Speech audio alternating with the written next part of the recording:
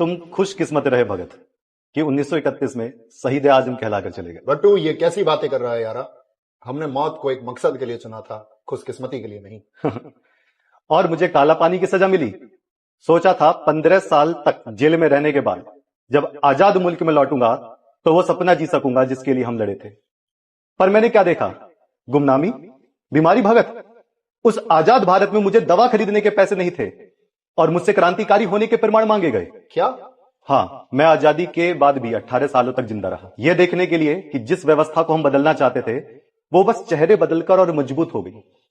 भगत यारा, मेरे साथ जो हुआ सो हुआ, पर आज के वर्तमान भारत का तो और भी बुरा हाल है यारा। हाँ यारा, हमारे प्यारे भारत, हमारे सपनों के भारत का ऐसा बुरा हाल देखकर मुझे बहुत तकलीफ होती है। बटू, हमने बहरी सल्तनत को सुनाने के लिए असेंबली में बम फेंका था। हमारा मकसद जान लेना नहीं, जान डालना था। हम चाहते थे पब्लिक सेफ्टी बिल और ट्रेड डिस्प्यूट बिल के खिलाफ मुल्क जागे।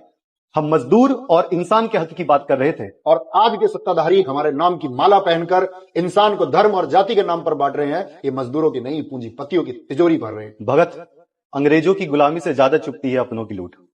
वो हमें क्रांतिकारी कहते हैं पर हमारे विचारों से डरते हैं।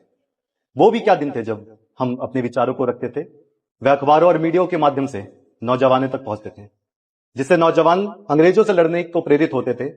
पर आज के नौजवानों का क्या ही कहना, वे व्हाट्सएप यूनिवर्सिटी की बातों को सच मानते हैं और रील्स स्क्रॉल करने में अपना वक्त जाया करते हैं। वे देशभक्त नहीं बल्कि इन्फ्लुएंसर बनने में ज्यादा इंटरेस्टेड है। और जो कुछ नौजवान अपने हक, जात पात, अंधभक्ति के खिलाफ लड़ते हैं, तो आज की उनकी चुनी हुई सत्ता ही उनको सड़कों पर लाठियों से पीटती है और उन्हें देशद्रोही कहती है।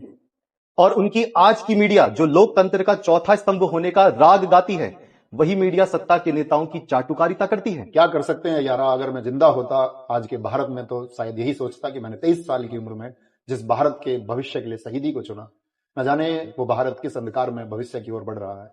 और तुमने सही कहा, ये डरते हैं हमारे विचारों से।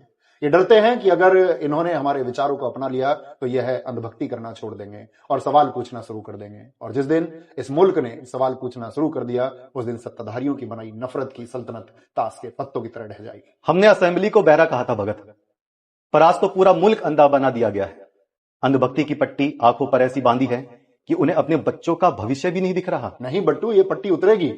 इंकलाब सिर्फ एक नारा नहीं है, वो एक जरूरत है। हमने सत्ता का बदलाव नहीं, व्यवस्था का बदलाव मांगा था। वो बदलाव अभी बाकी है भगत। हाँ, बाकी है, जब तक ये लूट, झूठ और अंधभक्ति का राज है। वैसे आज 18 नवंबर है यारा, तुम्हारा जन्मदिन। जन्मदिन मुबारक हो बट्टू यारा।